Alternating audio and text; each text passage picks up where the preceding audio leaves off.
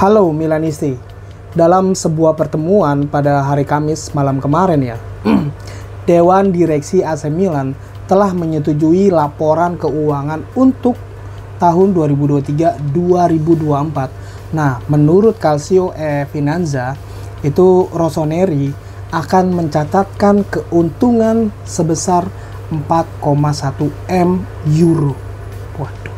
Waduh, banyak tuh ya. Untuk tahun kedua yang berturut-turut ini, AC Milan akan mencatatkan keuntungan dan hal ini belum pernah terjadi di Italia sebelumnya.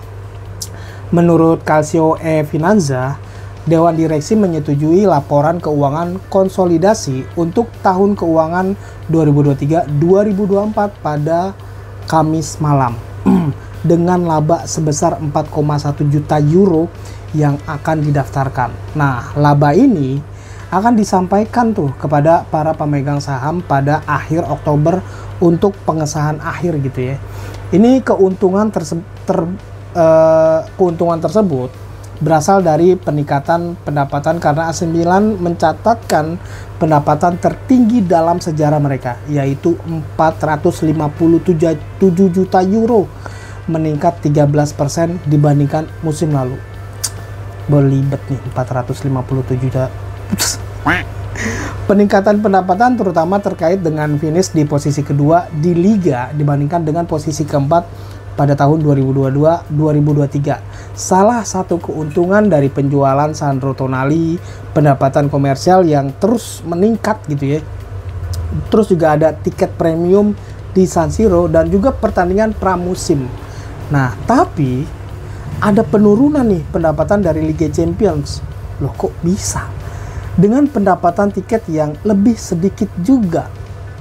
Dan ada investasi di bursa transfer itu untuk biaya pemain meningkat 8% atau 11 juta euro antara gaji, perpanjangan kontrak dan pemain baru gitu ya. Meskipun AC Milan berhasil tetap menghasilkan keuntungan dan itu merupakan pencapaian besar bagi Gary Cardinal, bos AC Milan dan juga Redbird. Nah, ngomong-ngomong, 457 juta euro itu kalau dirupiahin berapa ya? Nggak kebayang sih, di depan mata gue ada tumpukan duit sebanyak itu. Jangankan nominal 457 juta euro, 5 juta rupiah aja belum tentu tuh ada di depan mata. Paolo Maldini ngejokes saat memuji Theo Hernandez karena menyamai rekornya. Katanya gini, saya butuh waktu 25 tahun. Bisa juga ngejokes. Jadi Theo Hernandez itu mencetak gol ke-29 untuk AC Milan ketika lawan Lecce di Liga Italia Serie A 2024-2025 berkat sebuah tendangan kerasnya. Dan dengan demikian Theo Hernandez menyamai rekor legenda Rossoneri, Paolo Maldini. Nah, Theo Hernandez dengan cepat tuh memberikan respon ke Paolo Maldini di postingan Instagram pribadinya. Paolo Maldini yang udah meninggalkan perannya nih sebagai direktur teknik AC Milan. Tapi sebenarnya dia itu masih terus ngikutin perkembangan dan juga mengawasi AC Milan gitu ya.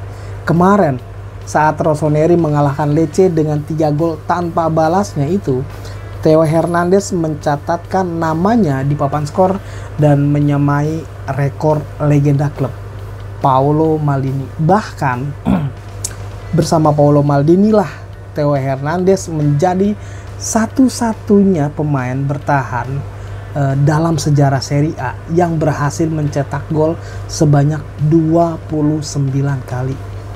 Gokil. Semuanya dicetak untuk AC Milan. Sama seperti Maldini, dan Theo Hernandez menyebut idolanya dalam unggahan di Instagram. Katanya gini, kemenangan dan 29 gol bersama AC Milan. Senang bisa menyamai idola saya, Paolo Maldini. Forza Milan. Tulis captionnya kayak gitu. Gak lama nih, Paolo Maldini gak butuh waktu lama lah untuk merespon postingannya si Theo Hernandez. Katanya kayak gini, bagus sekali Theo, perbedaan kecilnya adalah saya butuh waktu 25 tahun, kamu hanya butuh 5 tahun. pakai emot ketawa lagi. Anda memang istimewa, katanya gitu. Ya, bukan rahasia lagi bahwa Theo Hernandez dan Paolo Maldini memiliki hubungan yang sangat baik sejak awal dia ke Milan. Mengingat sang legenda klub yang meyakinkan untuk bergabung dengan Rossoneri sejak awal. Dia nih, si Paolo Maldini. Maka dari itu nih, menyamai rekor tersebut tentu menjadi hal yang sangat spesial bagi Theo Hernandez. Itulah bukti kecintaan dari Paolo Maldini untuk AC Milan. Biar kata dia dipecat gitu ya sama bos AC Milan, si Gary Cardinal, dia masih tetap pantau tuh AC Milan dari rumahnya. Lah enak ya, Maldini nganggur, udah ada duitnya. Lah gua nganggur, pusing banget nih pala. AC Milan bisa bernapas lega terkait Alvaro Morata yang ditarik keluar setelah 55 menit dalam kemenangan 3-0 AC Milan atas Lecce. Nah, hal tersebut terlihat seperti sebuah tindakan pencegahan gitu ya. Tapi tetap aja rasa khawatir di antara para penggemar Rossoneri. Menurut sebuah laporan, Milanisti sekarang bisa dapat bernapas lega karena Alvaro Morata membuka skor dengan sundulan yang luar biasa lawan Lecce dan dinobatkan sebagai pemain terbaik tapi versi dari Gazzetta dello Sport. Selain itu, Alvaro Morata menerima banyak pujian nih dari legenda klub. Salah satunya Alessandro Billy Costa Curta yang mengatakan bahwa Alvaro Morata merupakan sosok pemimpin yang sempurna bagi AC Milan. Tapi seperti yang udah disebutkan, Alvaro Morata kan digantikan nih pada awal pertandingan setelah duduk yang untuk membuka sepatunya gitu, dibuka gitu. Terus AC Milan sekarang udah bisa bernapas lega karena nggak ada masalah bagi Alvaro Morata di Milanello hari ini. Jadi nggak ada rasa khawatir kok tiba-tiba kayak gini nih Alvaro Morata. Sementara itu, Il Capitano, Davide Calabria dan juga Noah Okafor melanjutkan latihan individu sendirian dan masih harus dilihat apakah mereka akan kembali beraksi saat menghadapi Bayer Leverkusen di Champions League.